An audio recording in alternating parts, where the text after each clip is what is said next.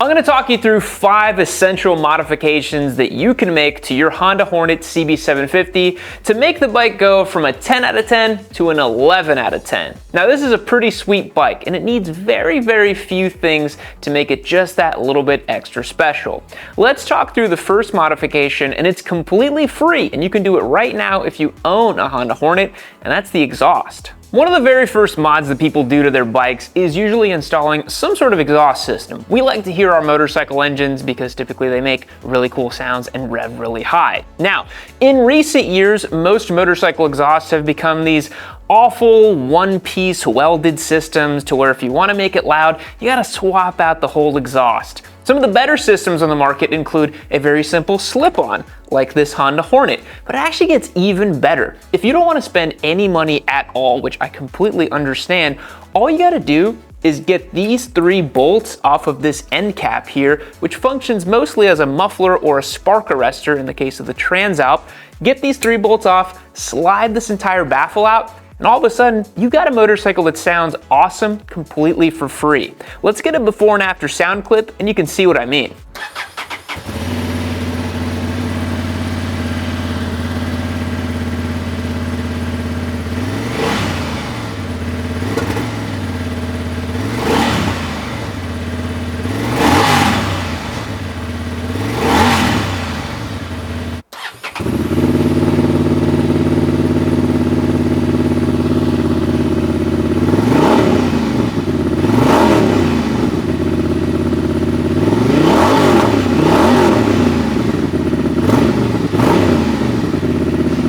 So as far as I can tell, it just makes the bike sound a little bit louder and it performs exactly the same. If you pair it with an ECU Flash, I think that's a really ideal situation. Spend a couple $100, pop this off, bike makes 92 wheel horsepower, it sounds great. Let's move on to the next mod. Now, this second modification is one I talk about all the time here on the channel. It's tires. Let's run through why these OE Dunlops are maybe not what you want and what you could upgrade depending on how you're gonna ride. Now, tires are a tricky thing on a motorcycle. You're often balancing conflicting forces: longevity, grip, wet weather performance, and that's why on something like this Honda Hornet CB750, they come equipped with the Dunlop Sport Max Road Sport 2 tires. That's an OE grade tire that honestly was okay. I ran these on the track and had decent performance. On road, I have decent performance. So I think if you just got this bike brand new and those are the tires that it came with, you can absolutely run these until the cords show. Get yourself some longevity out of it. But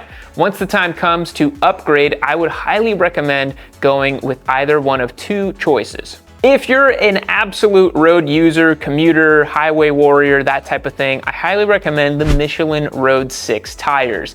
These to me are the gold standard in the industry. And you're gonna say, yeah, sport touring tires. Ugh, I don't wanna do that. It looks weird and the tire tread pattern's not gonna look on Instagram. But listen, they have excellent wet weather capabilities, good grip in all weather conditions, both cold and hot temperatures. So if you live somewhere like here in Texas, where you might ride the bike in 110 degrees and then maybe 50 degrees a few months later, this is absolutely gonna be the right pick for you. Combined with the fact that the Road 6s have incredible longevity, people can typically see 15,000 miles on a set of these, I highly recommend this tire if you're gonna be a road-only user. Now, if you're gonna be a Giga Chad and take your Honda Hornet out to the track and go dust up on some B group riders, I really recommend the Pirelli Rosso 4 tires. We had a pair of these on the Ducati Panigale V2S. It's the latest and greatest from Pirelli's road/track oriented tires, and they're really damn good.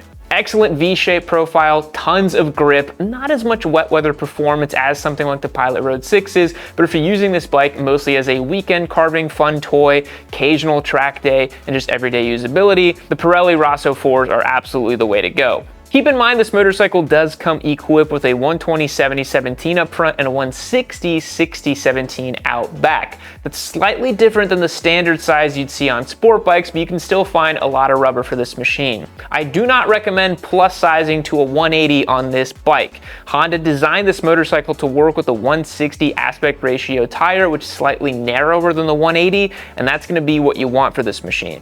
Don't think that you can plus size, get more grip, and it's gonna suddenly handle better too. Because really what you want is the tire itself to have more grip rather than quite literally more surface area and mechanical grip and sacrificing the other bits of handling as well. And I haven't even fit a 180 on this bike. It may not actually work with the actual clearances. If you really wanted to go balls out, I do think that Pirelli makes a Super Corsa in a 160 6017, which is kind of funny. So if you wanted ultimate performance and grip, you could do it on this machine, but those really would be my recommendations. Pilot Road 6s or Pirelli Rosso 4s. Let's move on to our next modification.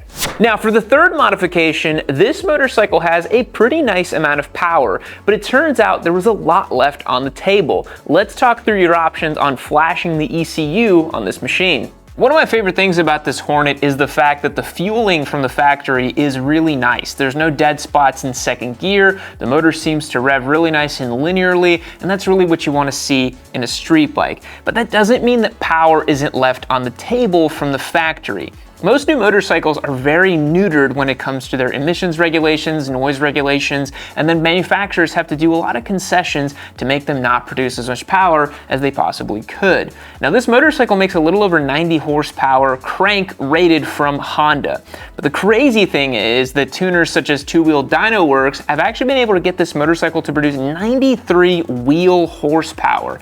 That is super impressive from an $8,000 street bike. So the procedure to do that is relatively simple. You pop out the ECU from your machine, ship it off to a tuner, and they ship it back to you. You pop it back in, and voila, you have more power. It really is just that simple. I would recommend doing something like that over getting a piggyback system. Those are kind of old school nowadays. I would just recommend popping out the ECU, shipping it, getting it back, and getting the motorcycle to perform even better. Now, the one critical thing about this is it's a short stroke motor, so a lot of those gains are gonna be at the top end. They actually raise the rev ceiling a little bit, and you get to really squeeze the motorcycle out to redline and really enjoy it. To me, that adds to the sporting character of the CB750. It doesn't have that kind of immediate low-end punch that some of the other twins in the category do. It actually feels a little bit more fun to ride, like a real deal sport bike. And I think getting the Flash gets it to feel more like a Tuono 660 rather than an MT-07. And again, at this price point, that's pretty much unbeatable. Let's move on to the next mod. Now the fourth mod on today's list is a little bit of a matter of personal taste, but I think that a tail tidy is in order. Let's talk through why you might want to modify that and what your options are. Tail tidies are much like people's choices of slip-on exhaust. It all comes down to personal preference, and people have very strong personal preferences when it comes to stuff like tail tidy.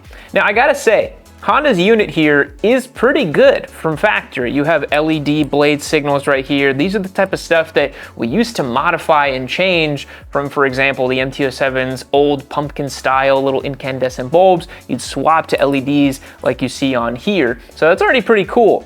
But I just find this unit to be a little bit big for my taste. I would actually probably, if I was just feeling lazy, remove this little bracket here so that I at least get these reflectors off. I understand they're there for legal purposes, but let's be real, having reflectors on your bike looks kind of cheeseball. So if I could, I would just shrink this whole system and just move it back pretty much right around here. I actually really like the type of tail tidy that keeps these existing blades to the side here, but just shrinks everything back and just has the plate floating right underneath the tail light. I'm not a huge fan of the systems that get it all tucked away back here because you're just eliciting more response from law enforcement officers and causing trouble for yourself. Honestly, if you're running a plate that's that obfuscated, maybe you shouldn't be riding the way you're riding. I find a lot of the guys that run those kind of plates, it's like, well, you might as well not run a plate at all if that's what you're trying to do. So there's quite a few companies that have been starting making parts for the CB750, plenty of reputable sellers out there. You've got your Yoshimuras, your Evo Techs, there's tons of companies making really solid parts. I'd recommend getting something that is actually made out of metal. And don't go for something on Amazon. It's probably gonna be made of some cheap, flimsy material that's not gonna hold up well. And you don't wanna lose your license plate. Ask me how I know. I recently got mine stolen and it's been a pain in the butt actually getting a replacement for it. So make sure you buy a reputable system that's gonna keep your plate nice and in place. Let's move on to the next mod.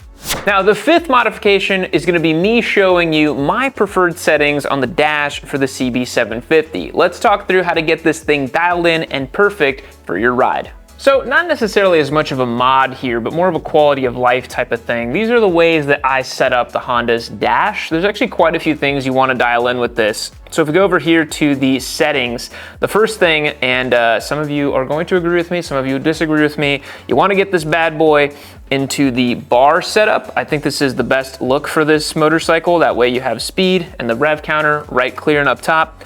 The next one is the background. We do not want light mode ever. Put this bad boy into black. That way it looks even, nice, clear, easy to read, easy on the eyes. And I think it looks a little bit cooler too. The other thing I wanted to talk about is the quick shifter adjuster. So pretty cool that Honda has this equipped on this motorcycle. I like it in hard for up and down, gives it that real snappy, snickety kind of feel that I enjoy on a quick shifter system. But if you want to dial it into soft, that's your prerogative. That's just how I like to ride the motorcycle. The next one that I like to do is to dial in my user settings as well. This one here is my preferred one in the number 1. So I have maximum power, minimal engine braking, and minimal traction control. You can also turn off the traction control completely, which you're gonna need to do if you wanna do wheelies or slide the bike around a little bit.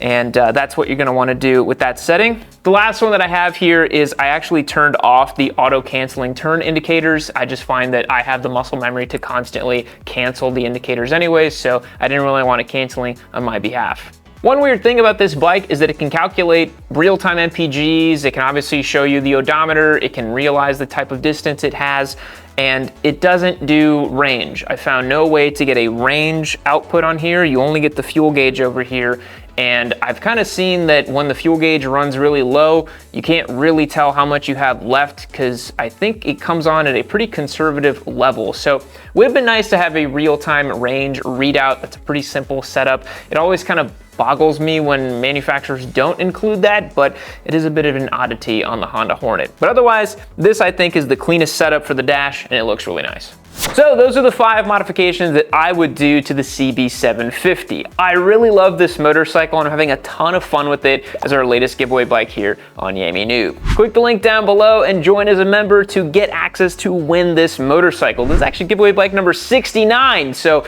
that's a pretty special number if you ask me. Hit the link down below. Thanks so much for checking out today's show. We appreciate it. We'll catch you in the next one. See you later.